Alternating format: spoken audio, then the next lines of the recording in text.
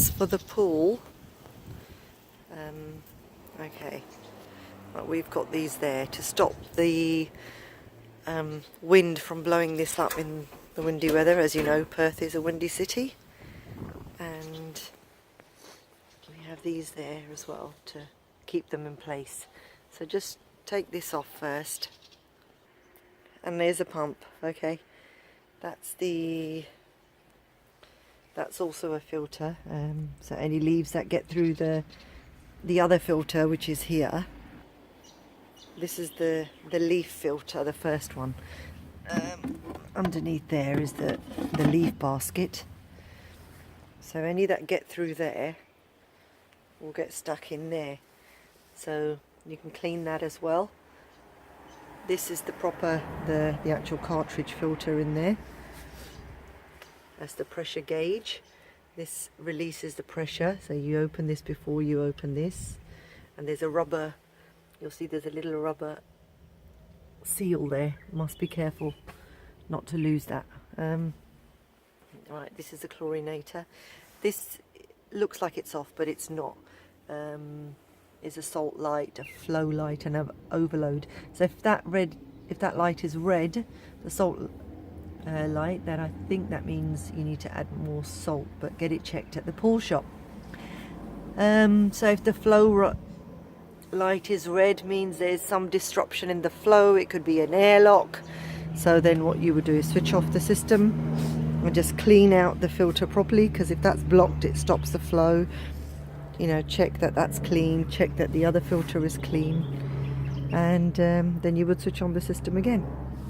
Okay, here's a chlorine tub, the acid tub.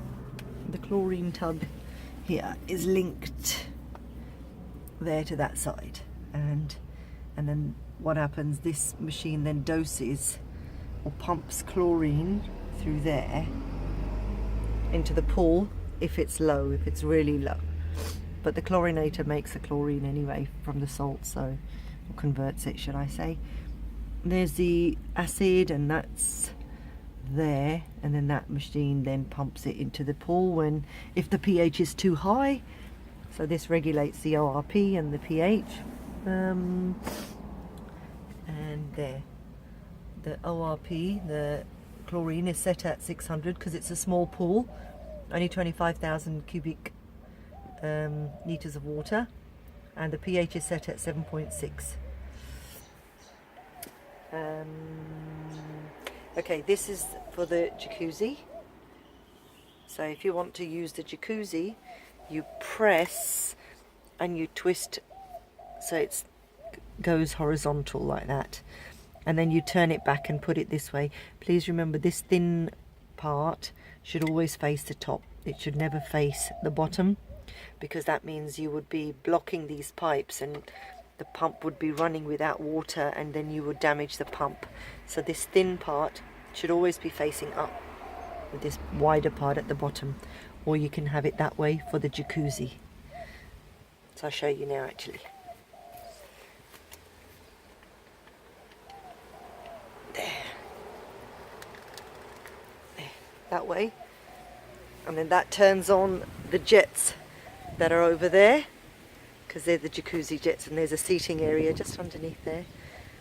Okay, so I will turn this back off, and making sure, remember, that the wide part goes towards the bottom,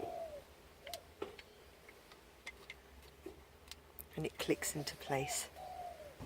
And remembering that if these are empty, when you every month or so, just check if that's empty or really light. That means it's time to replace.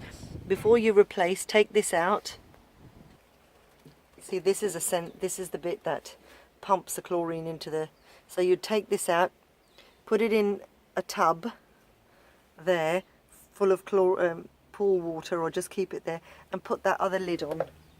See the other lids? Just put them back on there and then return the tub. You wouldn't give this, you would keep this, and then the second new tub that you replace, you would then place this back in there and keep the lids, because then when you, like I said, when you return this, you will give it back with those lids. and you get some money back, otherwise you have to pay more for the tubs. Same with that hydrochloric acid, just be careful, that's acid, as is this. Now the other thing is, if the readings are set, if you find that the pH is low and you need to add a pH increaser, add it in small amounts to the pool, because if you add it in one dose as recommended by the pool shops, then what will happen, that reading will go high very quickly all of a sudden, because you've just added the increaser in, and then it will start pumping the acid in to bring it down again. So then really you're just contradicting what you've just done. You'll be bringing the pH back down again.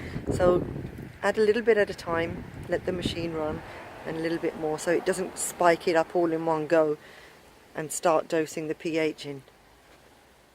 If you find there's an issue with the flow, you know, the flow light is red and the pump's making noise, not much, check that there's water in there when the pump is on. Open this up like I've shown you in the other video for cleaning the filter. Clean the filter properly, release the air pressure, and then close it. Do everything as I've suggested in the other video.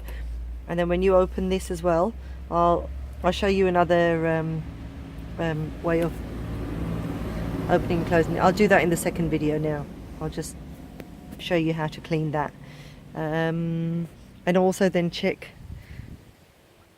that you don't leave this pump in for too long. A couple of days I think is max, because it sometimes gets stuck, and it's really hard then to twist that back out because it gets stuck in there. So leave it 2 days at a time. I'm going to take this out today, so I'll just show you how it's done in the second video.